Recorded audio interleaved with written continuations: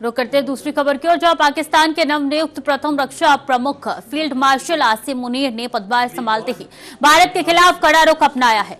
अपने पहले सार्वजनिक संबोधन में फील्ड मार्शल मुनीर ने स्पष्ट रूप से भारत को चेतावनी दी है कि उसे किसी भी प्रकार के भ्रम में नहीं रहना चाहिए। मुनीर का यह बयान पाकिस्तान के सैन्य नेतृत्व में हुए इस बड़े बदलाव के तुरंत बाद आया है, जो दोनों देशों के बीच तनावपूर्ण संबंधों के संदर्भ में काफी महत्वपूर्ण माना जा रहा है। उनका आक्रामक रुख पाकिस्तान के सैन्य नीति में निरंतरता और भारत के प्रति दृढ़ प्रतिरोध की नीति को दर्शाता है।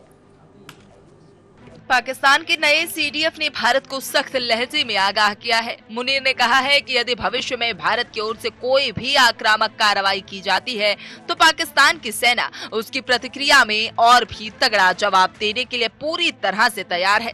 यह चेतावनी उनके पद संभालने के तुरंत बाद आई है, जो क्षेत्रीय सुरक्षा गतिशीलता से ये दर्शाता है कि पाकिस्तान का नया सैन्य नेतृत्व भारत के साथ सैन्य टकराव की संभावना को लेकर किसी भी तरह की ढिलाई बरतने को तैयार नहीं है और उसने प्रतिरोध की अपनी क्षमता को मजबूत करने का संकल्प लिया है। फील्ड मार्शल आसिम मुनीर ने नवगठित रक्षा बल मुख्यालय की स्थापना को एक ऐतिहासिक कदम बताया है।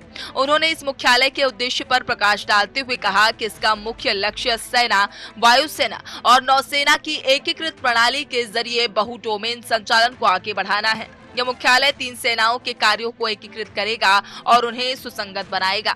मुनीर ने इस बात पर जोर दिया है कि उच्च कमान के तालमेल से तीनों सेनाएं अपनी व्यक्तिगत स्वायत्तता और संगठनात्मक ढांचे को बनाए रखते हुए भी एक समन्वित तरीके से काम कर सकेंगी। फील्ड मार्शल आसिम मुनीर ने दी चेतावनी, भारत को किसी भ्रम में न रहने को कहा। आक्रामक रणनीति से अब बढ़ी चिंताएं, पदभार संभालते ही कड़ा सैन्य संदेश। सीडीएफ बनते ही फील्ड मार्शल मुनीर अत्यंत सक्रिय दिखाई दे रहे हैं। उन्होंने बढ़ते और बदलते खतरों पर गहराई से ध्यान केंद्रित किया है। उनके अनुसार नवस्थापित रक्षा बल मुख्यालय के तत्वाधान में तीनों सेनाओं का एकीकरण समय की मांग है। यह एकीकरण पाकिस्तान की रक्षा तैयारियों को आधुनिक बनाने और जटिल सुरक्षा चुनौतियों का सामना करने के लिए उसकी क्षमताओं को बढ़ाने के प्रयास का हिस्सा है। मुनीर का यह कदम रक्षा क्षेत्र में सुधार और आधुनिकीकरण की आवश्यकता पर उनके बल को दर्शाता है, ताकि देश की सेनाएं समकालीन युद्ध प्रणालियों के अनुरूप ढल सके।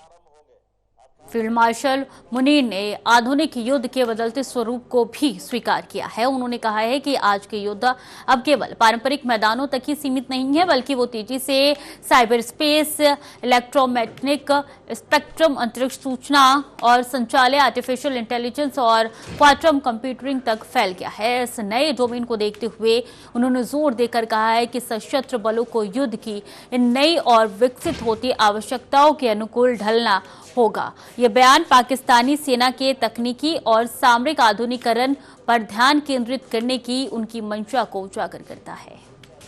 फील्ड मार्शल आसिम मुनीर का पदभार ग्रहण करना पाकिस्तान के सैन्य इतिहास में एक अनूठी स्थिति पैदा करता है।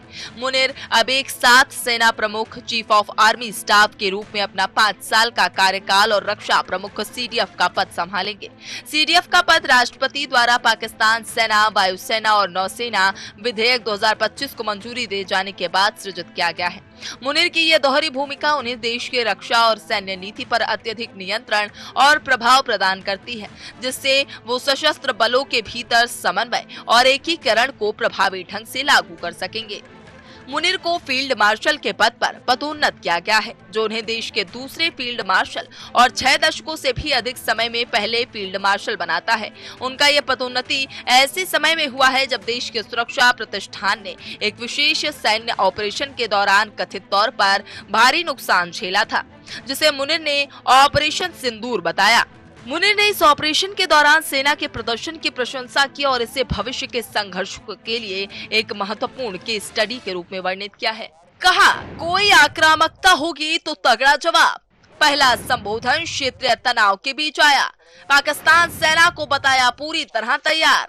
अपने संबोधन में फील्ड मार्शल आसिम मुनीर ने पाकिस्तानी जनता के लचीलेपन की भी प्रशंसा की। उन्होंने देश की जनता की दृढ़ता और चुनौतियों का सामना करने की उनकी क्षमता को सैन्य सफलताओं के लिए एक महत्वपूर्ण कारक बताया। सेना और नागरिक समाज के बीच इस तालमेल पर जोर देना उनके नेतृत्व की एक महत्वपूर्ण विशेषता है, जो बाहरी खतरों के खिलाफ राष्ट्रीय एकता की भावना को मजबूत करने का प्रयास करता है। यह मान्यता राष्ट्रीय सुरक्षा चुनौतियों का सामना करने में समग्र दृष्टिकोण की आवश्यकता को दर्शाती है।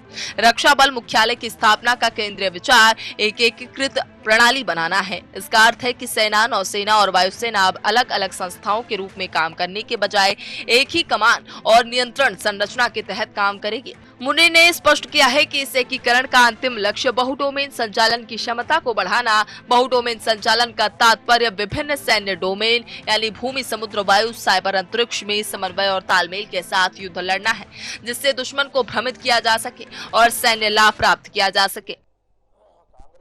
सीडीएफ पद का सृजन पाकिस्तान के रक्षा क्षेत्र में एक महत्वपूर्ण सुधारात्मक सुधार है। ये पद चीफ ऑफ स्टाफ कमेटी के अध्यक्ष के पारंपरिक पद से अलग है और इसका उद्देश्य तीनों सेवाओं के बीच बेहतर तालमेल और संयुक्त युद्ध क्षमता को सुनिश्चित करना है। ये कदम वैश्विक सैन्य प्रवृत्तियों के अनुरूप है, जहां कई प्रमुख देशों ने अपनी सेनाओं के प्रभावी समन्वय के लिए इसी तरीके के एकीकृत सैन्य प्रमुखों के पद पर सृजित किए हैं।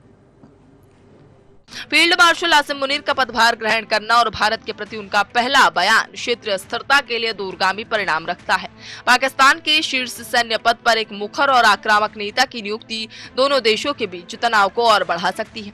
यह भारत को भी अपनी रक्षा और रणनीतिक योजना की समीक्षा करने और किसी भी अप्रत्याशित सैन्य कार्रवाई के लिए अपनी तैयारियों को बढ़ाने के लिए प्रेरित कर सकता है। मुनीर के पृष्ठभूमि और उनका फील्ड मार्शल के रूप में पदोन्नत होना उनकी सैन्य विरासत और भविष्य की रणनीति में अंतर्दृष्टि प्रदान करता है।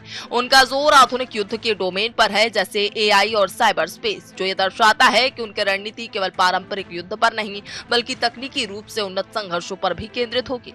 ये पाकिस्तान की सेना के लिए आधुनिकीकरण और तकनीकी उत्कृष्टता प्राप्त करने की दिशा में एक स्पष्ट संकेत है। तीनों सेनाओं के एकीकरण पर जोर, साइबर एआई आधारित युद्ध की तैयारी, बहुडोमेन ऑपरेशन क्षमता मजबूत होगी, नया ढांचा, पाकिस्तान का बड़ा सैन्य बदलाव।